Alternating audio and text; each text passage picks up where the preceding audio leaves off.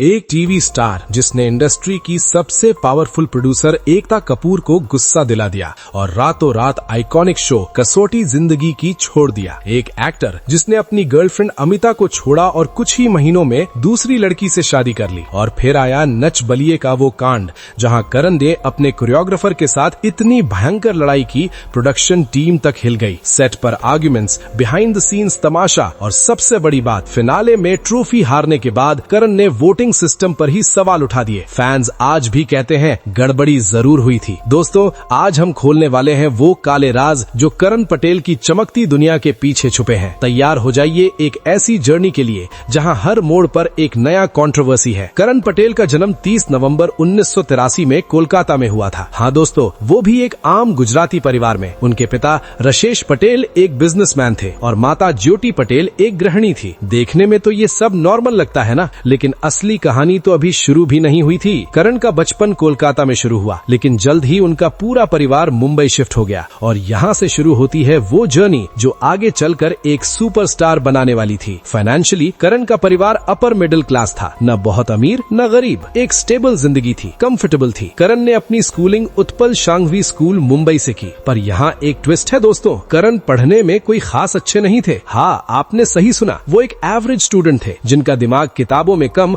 और एक्टिंग और ड्रामा में ज्यादा लगता था। बचपन से ही उन्हें स्टेज परफॉर्मेंसेस का शौक था। स्कूल के हर फंक्शन में, हर ड्रामा में करण जरूर होते थे। लेकिन ये बात फैमिली को पता चल गई तो क्या हुआ होगा, सोचो जरा। एक गुजराती परिवार जहां बिजनेस या फिर कोई स्टेबल करियर एक्सपेक्टेड होता है और बेटा बोले कि मुझे तो एक्टर बनना है। पर करण लकी थे कि उनके पेरेंट्स ने उन्हें सपोर्ट किया। कॉलेज के बाद करण ने सीधा एडमिशन ले लिया किशोर नमित कपूर एक्टिंग इंस्टीट्यूट में। ये वो डिसीजन था जो उनकी पूरी जिंदगी बदलने वाला था। पर क्या ये रास्ता आसान था? बिल्कुल नहीं दोस्तों।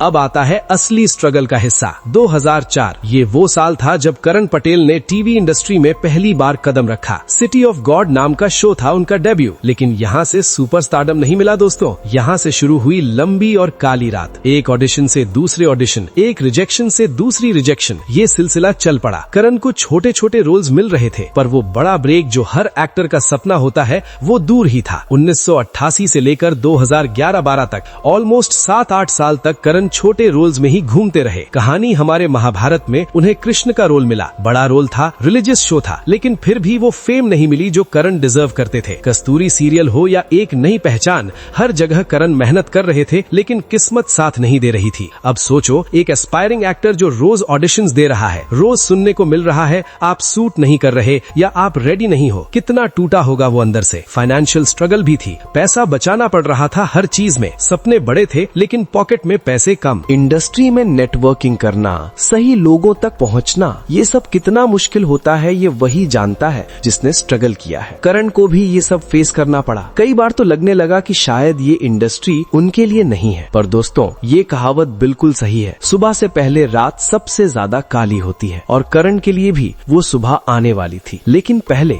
सोचिए, परिवार से एक्सपेक्टेशंस, खुद से एक्सपेक्टेशंस और इंडस्ट्री का रूथलेस बिहेवियर, ये सब करण को मेंटली कितना अफेक्ट कर रहा होगा। कई बार फ्रस्ट्रेशन में उन्हें लगा कि शायद वापस कोलकाता चले जाए, कोई बिजनेस ही कर ले। पर कुछ था जो उन्हें मुंबई में रोक रहा था। शायद डेस्टिनी को कुछ और ही मंजूर था। 2013 ये वो साल है जब करण पटेल की जिंदगी एकदम से पलट गई। एकता कपूर के बालाजी टेलीफिल्म्स ने लॉन्च किया एक नया शो, ये है मोहब्बतें, और रमन भल्ला के रोल के लिए कास्टिंग चालू हुई। कई एक्टर्स ऑडिशन दे रहे थे, कंपटीशन बहुत टफ था, लेकिन किस्मत ने कुछ और ही सोचा था। करण को सिलेक्ट किया गया रमन भल्ला के लिए। पर क्या आप जानते हैं कि इनिशियली ये कैरेक्टर इतना कॉम्प्लेक्स नहीं था, लेकिन करण ने अपनी एक्टिंग से इसे आइकॉनिक बना दिया। दिव्यांका त्रिपाठी के साथ उनकी ऑन स्क्रीन केमिस्ट्री, ये तो टेलीविजन हिस्ट्री में दर्ज हो गई। इशरा, इशिता और रमन का ये जोड़ा इतना हिट हुआ कि लोग रियल लाइफ में भी उन्हें साथ देखना चाहते थे। शो ने रेटिंग्स की बौछार लगा दी। टीआरपी चार्ट्स में नंबर 1 पर था ये शो। ओवरनाइट करण एक सुपरस्टार बन गए। जो रिजेक्शन उन्हें पहले मिल रही थी, वही लोग अब उनके पीछे थे। अवार्ड्स की बारिश होने लगी। Star Parivaar awards, Indian Telly awards, gold awards, हर जगह से बेस्ट एक्टर का तराना मिल रहा था। सैलरी भी कम नहीं थी दोस्तों। शुरू में जो 5-10 हजार रुपए पर एपिसोड मिल रहे थे, वो बढ़कर लाखों में पहुंच गए। करण अब फाइनेंशियली स्टेबल हो गए थे। गाड़ी बदली, घर बदला, लाइफस्टाइल में कंप्लीट ट्रांसफॉर्मेशन आ गया। फैन फॉलोइंग तो ऐसी बढ़ी कि सोशल मीडिया पर लाखों फॉलोअर्स आ गए। पब्लिक प्लेसेस पर जाना मुश्किल हो गया। ये था वो फेज जब करण पटेल ने अपने स्ट्रगल के सारे आंसू पोंछ लिए और मुस्कुराहट चेहरे पर आ गई। ये है मोहब्बतें ने 6 साल तक साथ दिया करण को। 2013 से लेकर 2019 तक ये शो चला और करण का करियर आसमान पर पहुंच गया। इंडस्ट्री में रिस्पेक्ट मिल गई, पोजीशन एस्टैब्लिश हो गई। पर दोस्तों, जब आप ऊपर जाते हो ना, तो नीचे गिरने का डर भी ज्यादा होता है और करण के साथ भी कुछ ऐसा ही होने वाला था। लेकिन वो कहानी बाद में। पहले जानते हैं उनकी लव लाइफ के वो राज जो मीडिया में बहुत कम आए। हर इंसान की जिंदगी में प्यार आता है, करण की जिंदगी में भी आया। पर यहाँ एक कंट्रोवर्सी है जो बहुत कम लोग जानते हैं। करण का पहला सीरियस रिलेशनशिप था अमिता चंदेकर के साथ। अमिता भी टीवी इंडस्ट्री से थी। दोनों का अफेयर काफी टाइम तक चला, ऑलमोस्ट 4-5 साल। इंडस्ट्री में सब जानते थे कि करण और अमिता सीरियस है, शादी की बातें भी होने लगी थी।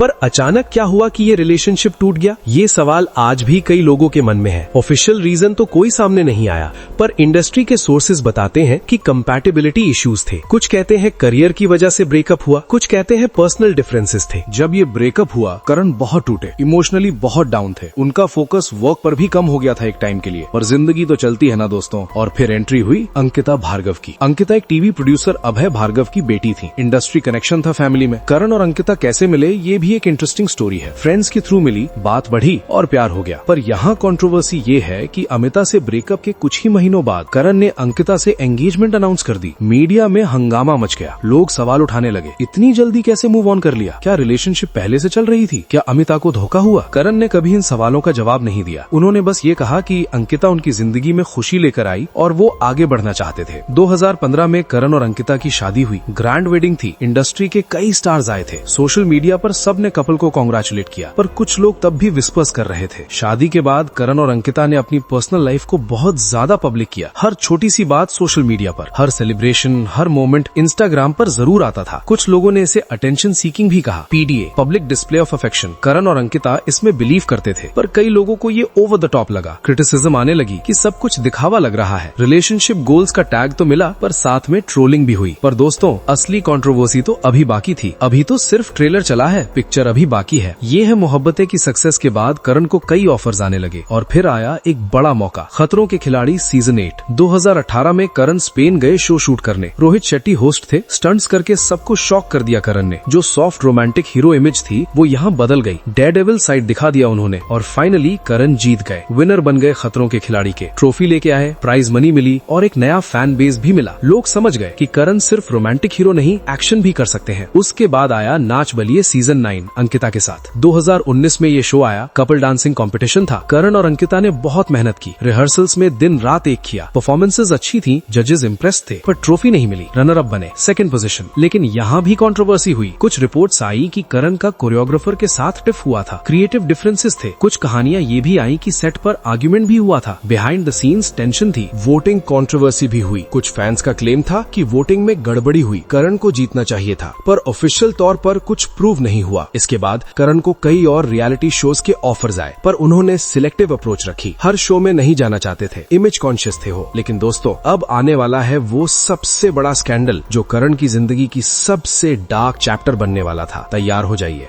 2020 कोरोना पैंडेमिक का समय, पूरी दुनिया लॉकडाउन में, घर में बंद लोग, और तभी हुआ वो हादसा जिसने करण पटेल की जिंदगी को हिला के रख दिया। करण का एक पेट डॉग था, यूदी नाम था उसका। बहुत प्यारा डॉग था, करण उससे बहुत प्यार करते थे। सोशल मीडिया पर कई पिक्चर्स थे यूदी के साथ, पर एक दिन, एक भयानक दिन, यूदी की मौत हो गई। अब यहाँ से शुरू होती है वो कहानी जो इतनी कंट्रोवर्शियल है कि आज भी लोगों के बीच डिबेट्स होती हैं। करण ने अपने केयरटेकर मालिनी अग्रवाल पर एलिगेशंस लगाए। कहते हैं कि मालिनी की वजह से यूदी की डेथ हुई। एनिमल क्रूएल्टी का केस बना दिया। करण ने सोशल मीडिया पर इमोशनल पोस्ट्स डाले, रो रो कर बताया कि उनका बेबी कैसे चला गया। लोगों का सिंपैथी मिला, पर फिर मालिनी ने अपना साइड रखा। मालिनी ने कहा कि ये सब झूठ है, उन्होंने कोई क्रूएल्टी नहीं की, डॉग नेचुरली बीमार था, मेडिकल रीजंस थे। पर करण उन पर ब्लेम कर रहे हैं। अब दो स्टोरीज, दो साइड्स, किस पे विश्वास करें लोग? मीडिया में हंगामा मच गया। हर न्यूज चैनल पर ये न्यूज थी। सोशल मीडिया पर ट्रेंड्स चलने लगे। पुलिस कंप्लेंट हुई, इन्वेस्टिगेशन शुरू हुई, केस कोर्ट में गया। पर यहाँ से करण के लिए प्रॉब्लम्स बढ़ गईं। कॉन्ट्रडिक्टिंग स्टेटमेंट्स आने लगी। कुछ विटनेसेस कुछ और बोल रहे थे, कुछ और। पीटा एनिमल राइट्स ऑर्गेनाइजेशन भी बीच में आई। उन्होंने इन्वेस्टिगेशन डिमांड की। पब्लिक ओपिनियन डिवाइड हो गई। कुछ लोग करण के साथ थे, कहते थे कि उनका प्यारा पेट गया है, उन्हें न्याय मिलना चाहिए। पर कुछ लोग मालिनी के साथ थे, कहते थे कि गलत ब्लेम हो रहा है। सोशल मीडिया पर ट्रोलिंग शुरू हो गई, ब्रूटल ट्रोलिंग। लोग करण को बुरा भला कह रहे थे, मेंटल हेल्थ पर अटैक हो रहा था। करण ने खुद एडमिट किया कि वो डिप्रेशन में चले गए थे इस केस की वजह से। अंकिता ने इस टफ टाइम में करण का साथ दिया, पब्लिकली सपोर्ट किया, पर इंडस्ट्री से रिस्पॉन्स मिक्स्ड आया। कई सेलेब्स ने डिस्टेंस बना लिया, किसी ने पब्लिकली सपोर्ट नहीं किया। केस की प्रोसीडिंग्स चालू रही, मंथ्स निकले, साल निकला। आज तक केस में फाइनल वर्डिक्ट क्लियर नहीं है, पर जो डैमेज करण के रेपुटेशन को हुई वो परमानेंट थी। शोज और ब्रांड्स ने करण से डिस्टेंस बनाना शुरू कर दिया। जो ऑफर्स आ रहे थे वो कम होने लगे। करियर पर इम्पैक्ट पड़ा,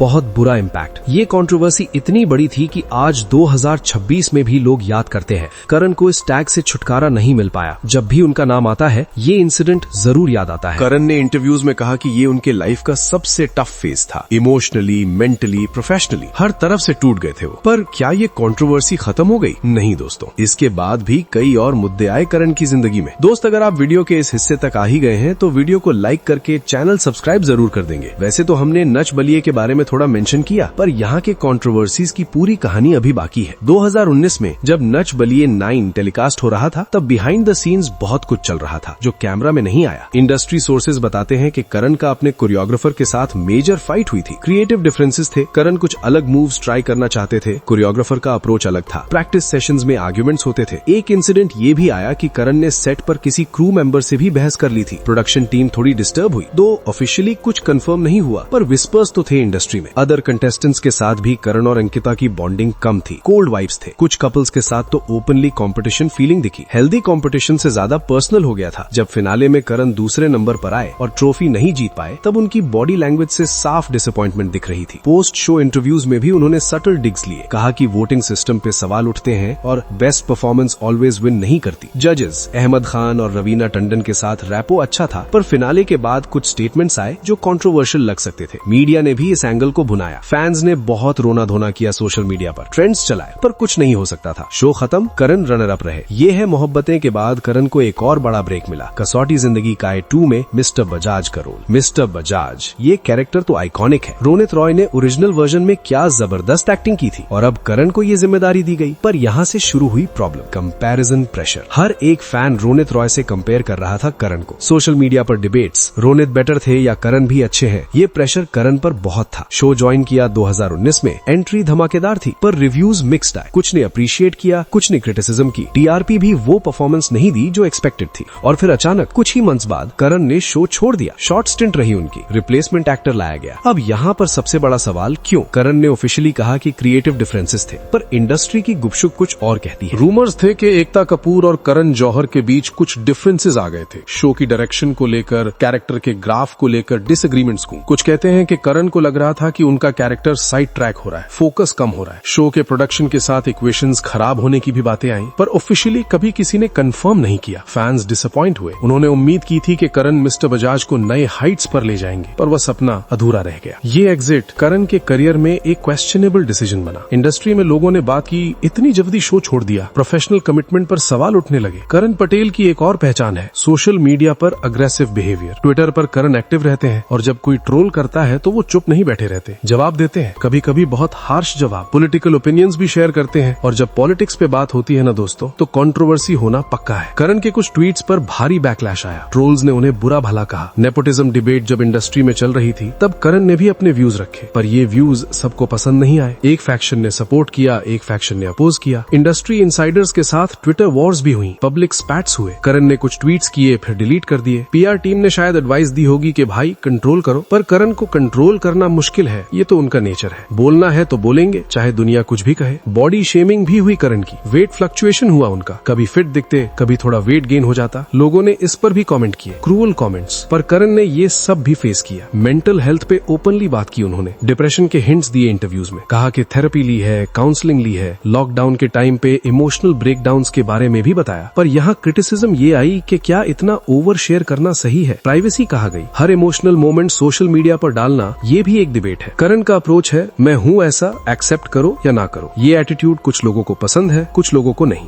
2026 में आज करण पटेल कहाँ है, क्या कर रहे हैं और करियर का क्या हाल है? रिसेंट ईयर्स में करण सेलेक्टिव हो गए, हर प्रोजेक्ट नहीं कर रहे, चूज कर रहे हैं क्या करना है क्या नहीं। ओटीटी प्लेटफॉर्म्स पर कुछ शोज किए, द टेस्ट केस जैसा प्रोजेक्ट किया, दिया, पर टीवी जितनी माइलेज नहीं मिली। वेब सीरीज में भी ऑडियंस लिमिटेड है। ये है चाहते में कैमियो अपीयरेंस की, एक छोटा सा रोल, कुछ एपिसोड्स। फैंस खुश हुए रमन भल्ला को दोबारा देखकर, पर रेगुलर शो नहीं कर रहे हैं अभी। ब्रांड एंडोर्समेंट्स भी रिड्यूस हो गई हैं। जो पहले मल्टीपल ब्रांड्स थे वो अब कम है। मार्केट वैल्यू थोड़ी इम्पैक्ट हुई है कंट्रोवर्सीज की वजह से। सोशल मीडिया प्रेजेंस कंसिस्टेंट है, रेगुलर पोस्ट्स करते हैं, अंकिता के साथ कपल कंटेंट भी शेयर करते हैं, ट्रैवल व्लॉग्स, पर्सनल मोमेंट्स, ये सब दिखाता है। एक्टिंग वर्कशॉप्स भी कंडक्ट करने लगे हैं, यंग एक्टर्स को गाइडेंस देते हैं, अपना एक्सपीरियंस शेयर करते हैं। थिएटर में वापसी के प्लान्स है, लाइव परफॉर्मेंसेस करना चाहते हैं, पर अभी तक कॉन्क्रीट कुछ अनाउंस नहीं हुआ। अपकमिंग प्रोजेक्ट्स की बात करें तो कोई मेजर अनाउंसमेंट नहीं है। वेब सीरीज की बातें चलती हैं पर कंफर्म नहीं। इंडस्ट्री में करंट स्टैंडिंग देखें तो करण एक एस्टैब्लिश नेम है, पर वो पीक जो ये है मोहब्बतें के टाइम थी वो अभी नहीं है। कंपटीशन बढ़ गया है, यंग एक्टर्स आ रहे हैं, ओटीटी ने दुनिया बदलती है, टीवी की रेलेवेंस थोड़ी कम हुई है। फीस और मार्केट वैल्यू की बात करें तो ऑब्वियसली इम्पैक्ट हुआ है, पर स्टिल करण एक रिस्पेक्टेबल पोजीशन पर है। रेलेवेंस मेंटेन करना ये स्ट्रगल हर एक्टर का है। करण भी ये स्ट्रगल फेस कर रहे हैं, री इन्वेंट करना पड़ेगा खुद को। तो दोस्तों ये थी करण पटेल की कहानी। मगर क्या आपको ये पता है सुशांत सिंह राजपूत मर्डर केस की सीसीटीवी फुटेज सामने आई है और उसमें रिया चक्रवर्ती जो कर रही हैं वो देखकर आपका खून खौल जाएगा। अगर आपको वो वाला वीडियो देखना है तो वीडियो स्क्रीन पर आ रहा है, क्लिक करके जरूर देखिएगा।